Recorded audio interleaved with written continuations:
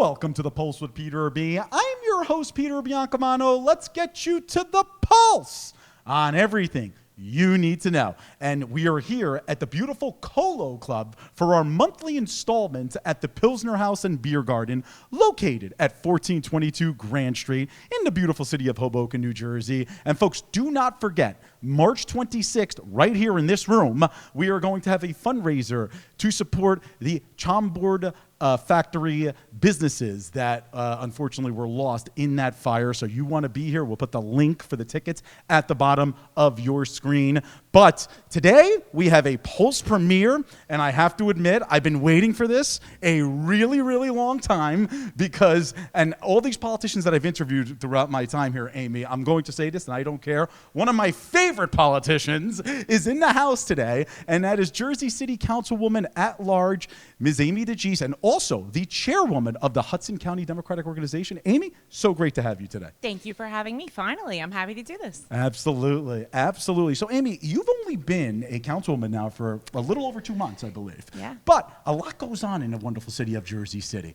Can you name some of your accomplishments thus far? Well, it has been very quick. So I got in there in January. So I'm still learning and meeting directors and everybody and putting points of contact together. But overwhelmingly, you get a lot of constituent requests very early on. You know, the emails are public, your phone is public, and you have to learn how to address them quickly, concisely, and get the problem, solved.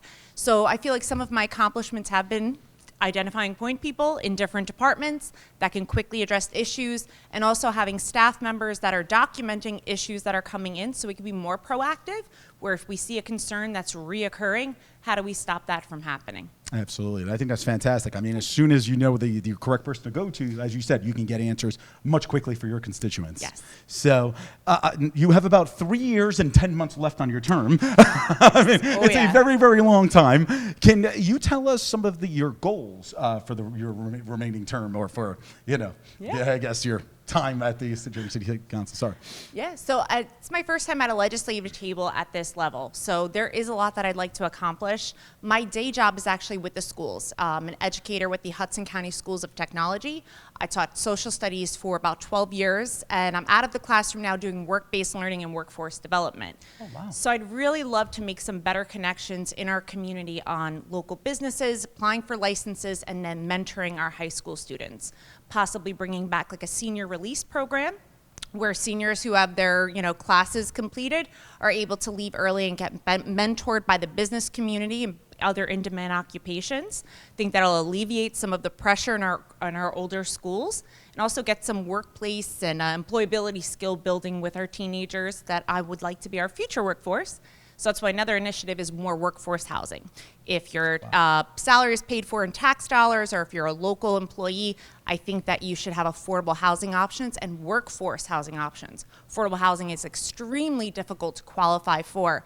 So we need to expand our housing and condos and apartments for those who want to live and work in the city. That's fantastic. And I opened the show saying you were my favorite politician. She's also my favorite educator that we've ever had on the show, because you would tell me you're an educator first. Yes. Yes. First and foremost, always there for the students of Jersey City. As a former school board member, I know exactly how teachers work so hard, and thank you for your service in doing so.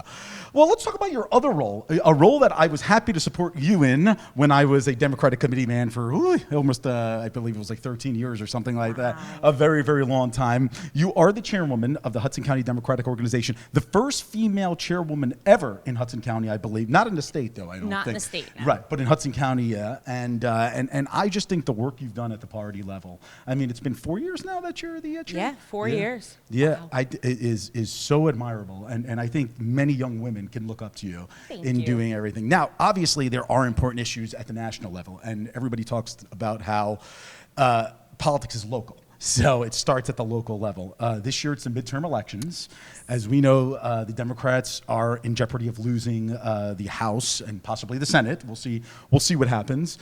What can we expect from the HCDO at a local level to help out and get our leaders elected to the Senate and to Congress, I should say. Yeah. It's a very, very important midterm election. And I have to say that Peter is a committee man with the same enthusiasm and energy as he's leading this show right now. I appreciate that. So his residents are in very good hands, and I hope he does continue on that line as well. Thank you. I appreciate that. But the organization, we feel very confident here locally that we're going to remain blue, we're going to elect good Democrats. So it is our obligation then to go outside of our district and make sure that the ones teetering on purple, maybe even a little reddish, have strong Democratic organizations and coordinations behind their campaigns to keep New Jersey as blue as can be, and then also nationwide. I think that we can set precedents here on the East Coast that can transcend throughout the country, and I hope that our organization is a part of that, building up the party platform and then taking on the national platform and informing voters to do the right thing. Absolutely. And you know, just speaking of assisting some of these Congress, we don't have a senator election this year, U.S. senator election, but we do have all of our congressional seats up. And, you know, there's going to be some tough races throughout the state of New Jersey.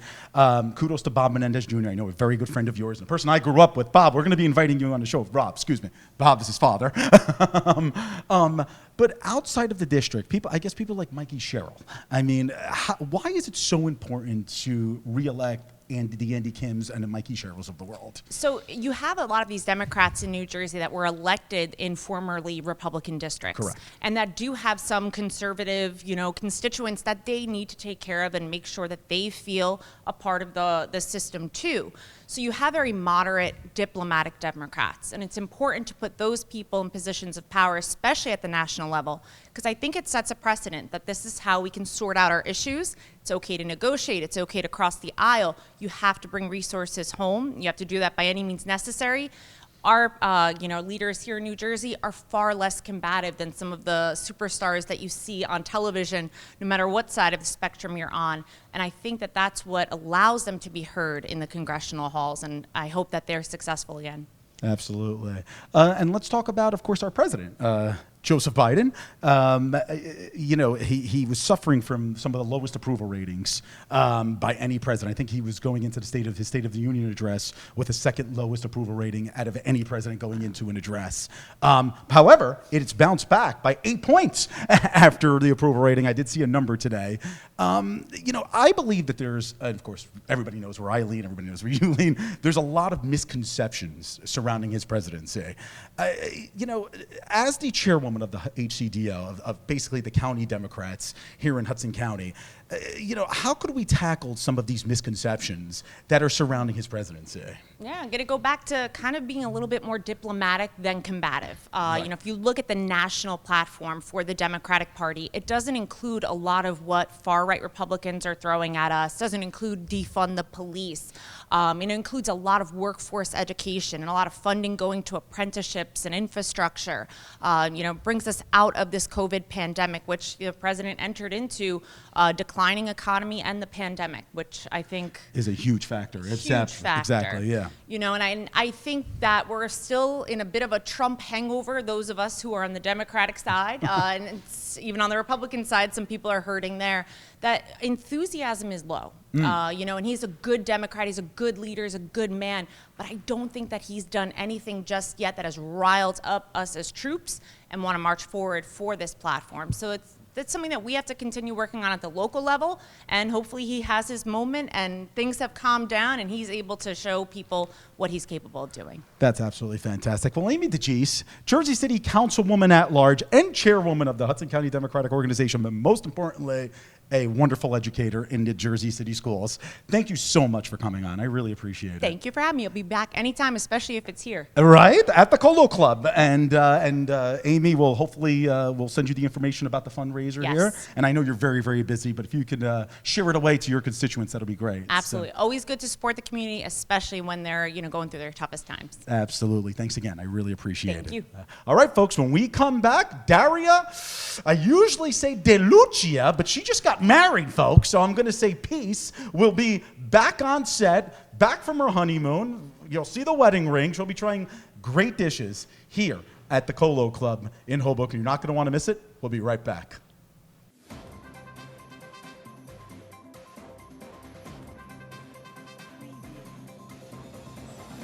Peter Biancamano, your hostess with the mostest of the Pulse with Peter B. Folks, Don't forget to go on our Facebook and our Instagram pages by searching The Pulse with Peter B, and like and follow us on each of those platforms. We're constantly updating those pages with previews of each week's segments and cool stories. Also, if you have any questions, feel free to reach out to our email address at thepulsewithpeterb@gmail.com. And welcome back. And as promised, I know I haven't been here for a while, but I always said I was going to take Peter's job. So officially, I am now back after like a 5-month hiatus, and I am officially taking his job. But I am with Nick from Pilsener, and we are going to be trying a lot of really good food, and I cannot wait. Yeah, thank you for having me. Yeah, I'm excited. So, okay, we have a lot of stuff here. What is the first thing that we should try on here? So I think we have to start with the most German meal that we have on the table, the veal schnitzel. Okay, or how about some beer first? Oh, we could definitely Cheers start to with that. Good little drink. And Cheers. if you haven't been here for beer, you're missing out. Big fan of the beer here. Okay. So I say we start with the veal schnitzel. Okay. Also comes in pork. We sell veal and pork schnitzel. We have our German potato salad on the side with our cucumber salad. You joining me? Of course, please. Okay, I'm also going to take some of this. So why we call it a German potato salad? It comes with bacon, Dijon mustard, and apple cider vinaigrette. And then we have our cucumber salad as well. Does this come with all, no matter what meat you get, this always comes with it? With the veal and pork schnitzel, Okay. yes. This sauce, you have to try it with the veal though. Twist my arm. Lingonberry sauce. Lemonberry, okay. Lingonberry. Lingonberry. Yeah. And for the record, I haven't even taken a bite yet, and I don't know how close this microphone is, but the crunch when I cut it, phenomenal. A1, I'm glad to hear that.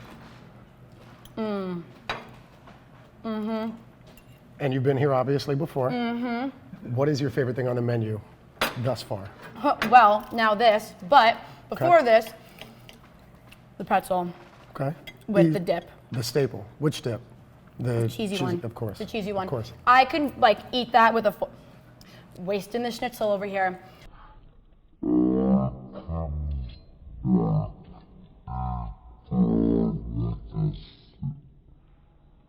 I could eat that with a spoon or a straw, whatever is closest to me, I could eat it with. This was really good. Crunchy, thin, very, very, very, very good. Okay. And what about the lingonberry sauce? So it's fun. Usually so I'm a big chicken cutlet gal. Okay. Very big. So that's usually topped with mutts and whatnot. This, very, very different breading mixed with that. So it's like you have the kind of salty, crunchy with the sweet kick from that. Sweet, savory, of course. Who doesn't love that? All right, let's try this one more time. Do we add a potato to the mix in this one? Yeah, why not? Wow. Chef, this potato salad. So this is something always on the menu, right? Correct. And it's a staple. It's a German, oriented food, but again, we offer the pork and the veal, but it's something that we have to obviously put on the table aside from our American-based meals. Okay. So in all honesty, and I'm embarrassed to say this, but this is my first time ever having schnitzel. Okay. And it's not gonna be my last. So I'm gonna make sure I come back here and get this plenty more times. Now, I'm intrigued by not only what this is, but the height on this is I'm excited to eat this on camera, because if you've been following the Pulse for a while, you know that I have made plenty of messes in my time. And Greg, if you show any of those clips, done. Okay, so what do we have here? So this is our famous chicken sandwich, and I mean this, famous.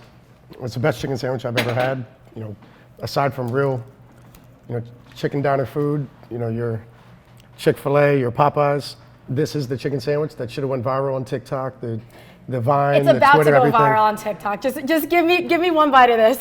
This is really the only thing I order. I eat this twice a day. It's probably not good for me, but it's truly the best chicken sandwich I've ever had. So we have layers. This is a thick, like THICC sandwich right now. So we have the bun. It looks like we have a layer of cheese at the bottom. Right. Chicken, onion, tomato, lettuce, and then Lettuce, tomato, onion, and instead of the cheese, it's actually a chipotle honey aioli. So a little bit of sweetness and savory, like you said before. And the breast is actually it's not really a breast, actually a chicken thigh. chicken thigh. All right. So please dig in. Have you had this yet? I have not. What better time to try this than on camera? Right. Cheers. Oh, God bless. Cheers. Oh, wow. Even the pickles on top. I don't know if you a pickle gal? Big pickle gal. Okay.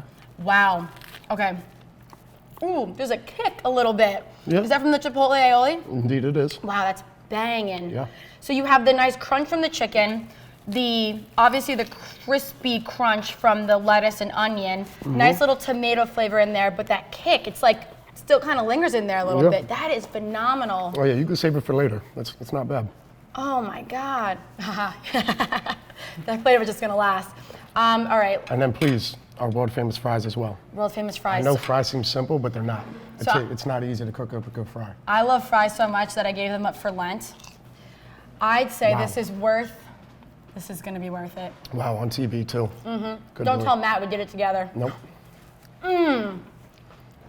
Simple, but not easy. But not simple. Not simple. This No. isn't just like your frozen French fry situation. This is like a legitimate French fry. Absolutely. Nice, crisp, nice and potatoey too. I love it. Absolutely love it. And this is obviously a staple where, as we go, and at the Pilsener House, we have a sports programming called the Sports House, where we had a massive Super Bowl party. Next week, obviously, kicking off with the NCAA tournament. And these are your foods, your typical bar foods that people come in: the burgers, the wings, the fries, and the chicken sandwiches. So as we go, please tune in. Check out our social media. We'll be having a lot of sports events coming up, especially with the warmer weather coming, and our spring menu that Chef Carlos has cooking up.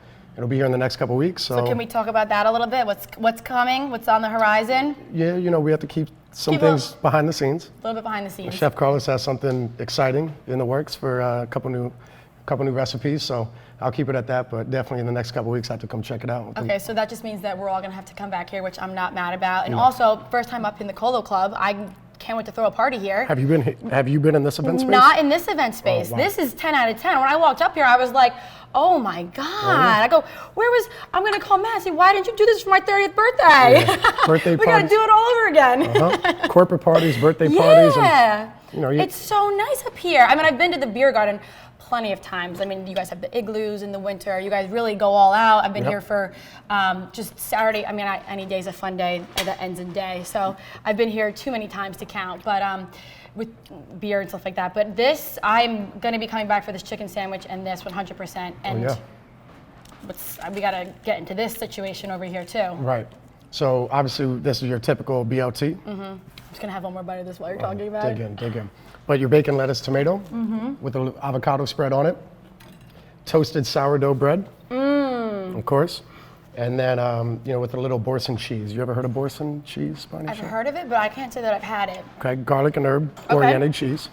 But that's the specific type of cheese that we need to put on, and helps add that flavor of that sweet and savory that you've been kind of getting at. So I have to say sourdough is my favorite, and you don't find it very often over here. on the Sourdough East Coast. bread. Oh my Well, gosh. Jersey's the state of the bread, so. But like the Italian bread, sourdough, that's my favorite bread. And I'm not just saying that because I'm on camera with the guy. I genuinely mean that. Please take your time too. Oh, I don't want to take yours. I got you. Okay. Okay, so this also has some height to it. So BLT with avocado, and say the name of the cheese one more time. Boursin cheese. Boursin cheese, okay. Boursin. Nice little toast on the bread, nice crunch. The bacon looks Good crunch, not too much, not too not little. too much. All right, let's do it. And perfectly sliced avocado. This Please is a beauty and a half. Okay. Dig in.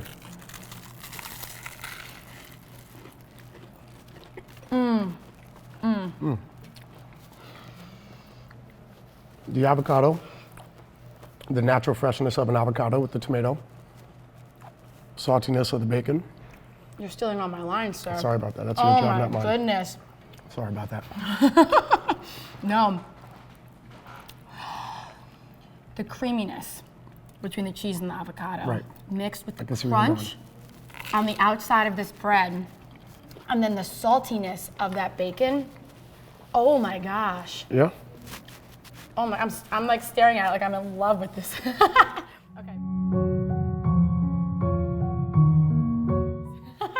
Okay. We'll put a box together for you to take home. Please do. So this is, remind me, this is spring menu, or this is already on the menu? People can come and get this now. Correct. Come and get this now. Okay. Right. So if you haven't come and got this, because I feel like sometimes the stigma would be come and get the pretzels and more of the German-based foods. Right. This is, you're missing out. This, I am coming back here for this specifically and this, and I'm literally blown away. Right. The chicken sandwich, you're all encompassing time, but the BLT, it's a nice little switch up that I feel like at a German bar, a lot of folks, come in here and don't realize what we have or stick to the basics of maybe what they keep. But it's so refreshing. This is refreshing. Okay. I don't know if it's a weird statement, but the lettuce, tomato, onion, and avocado just make it feel so like fresh, but then it's like a little bit of a toasted buttered bread. Maybe it's the cheese on here that gives that nice, really nice consistency and crunch. But honestly phenomenal. Do you have a favorite food, or you can't pick one? I mean this, it is the chicken sandwich easily. I had the chicken sandwich, like I said, about twice a day. If not 3 times, all 3 Are meals. you guys hiring? Because I want to come here and work here and have chicken sandwiches every day. We'll figure something out. We'll figure something out. Well, cheers. Please. Thank you for having me, and we will be right back.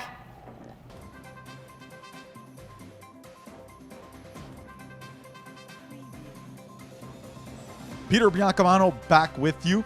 Don't forget to watch us on cable access every Sunday and Monday at 9 a.m. Optimum Channel 18, Files Channel 46, and Comcast Channel 190. Also on Sunday mornings at 9:30 a.m., you can watch our show on our YouTube channel, and you can also binge watch all of our old shows. Who doesn't want to keep watching The Pulse with Peter B? We'll see you there. Welcome back to the Pulse with Peter B. And we cleared all the food from the table. I wish they would have left us some from the last segment, but unfortunately, Matt, this is what happens when we're dead last in the Pulse here. Pulse lineup. We do what we can do. Exactly. We're bringing up the rear, but we do it with pride. Exactly. But the gentleman to my right, don't be fooled by the glasses he's wearing. By the way, very cool glasses. Thank you. Exactly. Hasn't been on the show in months. He's like traveling to all these different tournaments. It is our sports insider, though, Mr. Matt Waymire. Welcome back. What he's not telling you is he had me stashed away in witness protection for all these terrible predictions I made months ago. Wanted me nowhere near the camera. He finally forgave me, and I'm back. But hey. Let's turn over a new leaf. Let's turn over Start anew. Look, this is why he's wearing the glasses. That's right. Exactly. All right, Matt. Of course, it is the most wonderful time of year for sports fans. Yes. This Thursday coming up, it is, of course, the start of March Madness. And what better way to start, by the way, on St. Patrick's Day, March 17th, right? Perfect. And I do need to mention the Pilsener Haus and Biergarten, where we're filming this fabulous show at 1422 Grand Street today. As Nick mentioned in the last segment, they're opening early on the 17th and 18th, and why wouldn't you? Sure. For all the March, I think that's like the day that most men take off from work, I believe those 2 days. Or they're still going to work and working. Exactly, working from home So from to the bar. speak. Right, Exactly. right. So you're going to want to get to the Pilsner House. They're opening early those days to catch all of the action on the 17th and 18th. Then you're going to want to be here on our normal hours on the 19th and 20th as well. So Why leave? Exactly. So, Mr. Matt Waymire, let's talk about March Madness. Let's do it. Let's talk about our locals so far, Yes. because everybody knows my alma mater, the Seton Hall Pirates.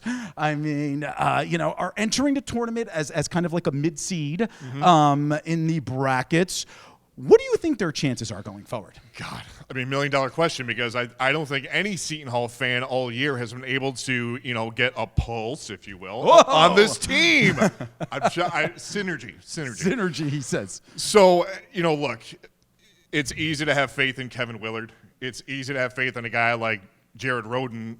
When we were covering the team a couple years ago, when Miles Powell was the guy, you knew that kind of Jared Roden was like the guy in waiting. Right.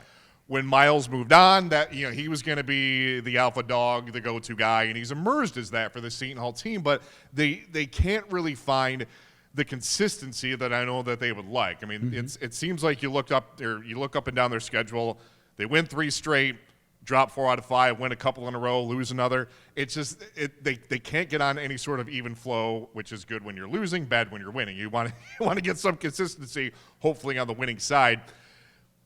They're a team to me that, could they pull off an upset? Yes, easily. Could they lose to a lower seed? Yes, easily, because I think their bugaboo all season long has been finding that consistency that they did have more on a regular basis in previous seasons. It just hasn't been there this year. Just hasn't been there. And you know, they're a little bit of a less talented team, I would say, Yeah. this season. However, I mean, they're still a very big program in the Big East, and they should probably be playing better than what they are, or I should say a little bit more consistent.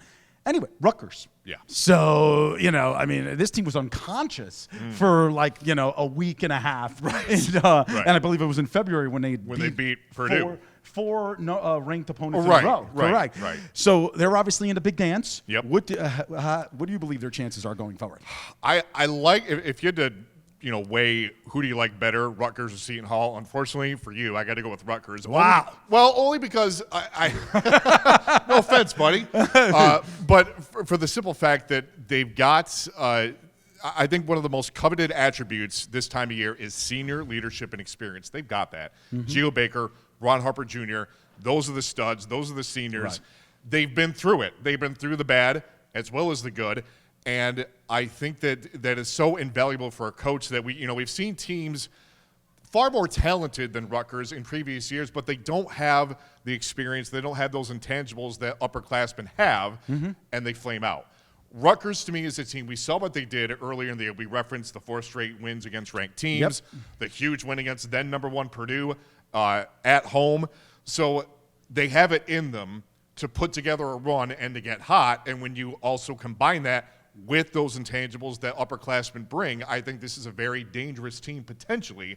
Steve Peichel's got them playing, you know, when they're at their best, they can beat anybody, as they've proven throughout the year. Again, it's a consistency issue that's kind of plagued Seton Hall.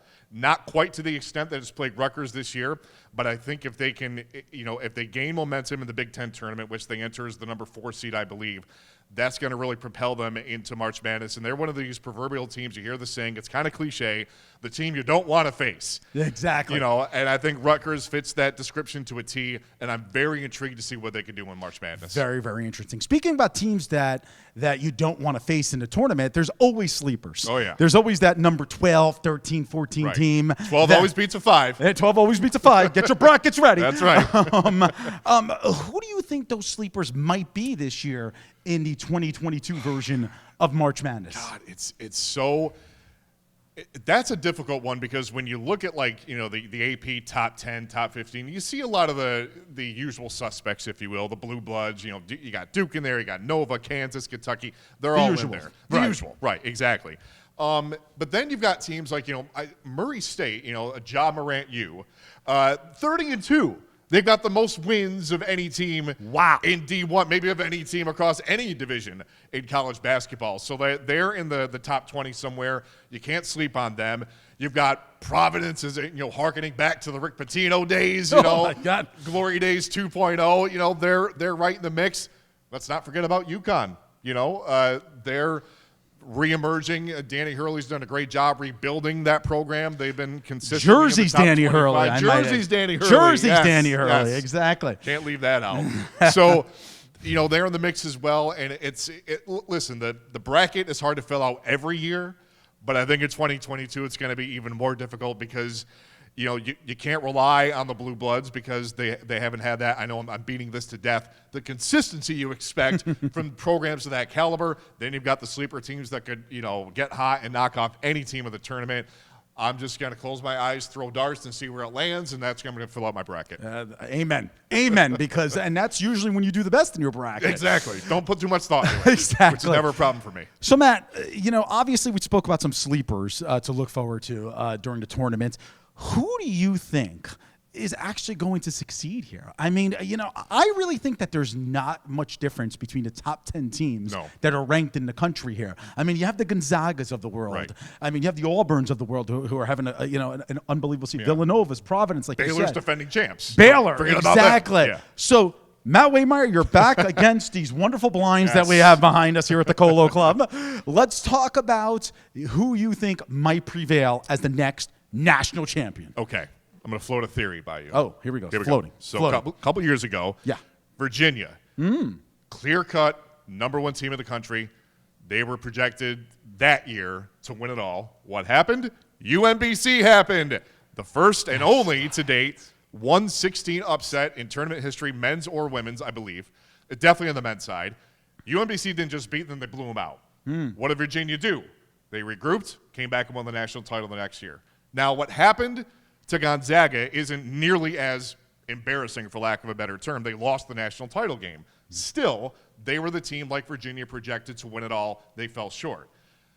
I kind of see them taking that Virginia path and saying, all right, we fell short of our goal. What are we going to do about it? Are we going to run away higher? Are we going to get better and put in that last piece of the puzzle? I think this is the year they do it. I think also it benefits them. They've lost a couple games. Right. They don't have that pressure of we got to be perfect. We got to end the season with an undefeated record, something that hasn't been done since '76 Indiana.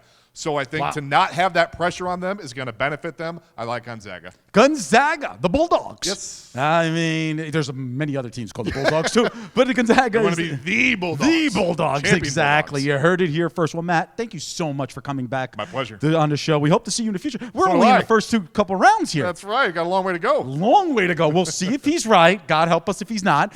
I mean, the hate mail coming in, but we shall see. Thanks again. Really appreciate it. All right, folks, we want to thank the Pilsener Haus and Biergarten for giving us this miraculous space here at the Colo Club, 1422 Grand Street. Come and visit them Thursday for all your March Madness fun and St. Patrick's Day. You know, I mean, what else? What else would you rather be doing than watching college basketball and drinking? That's the way I look at it. Great American way. Exactly. Thanks again, Matt. Join us next week for The Pulse on everything you need to know. I'm Peter Biancamano. I hope you have a great week, everybody.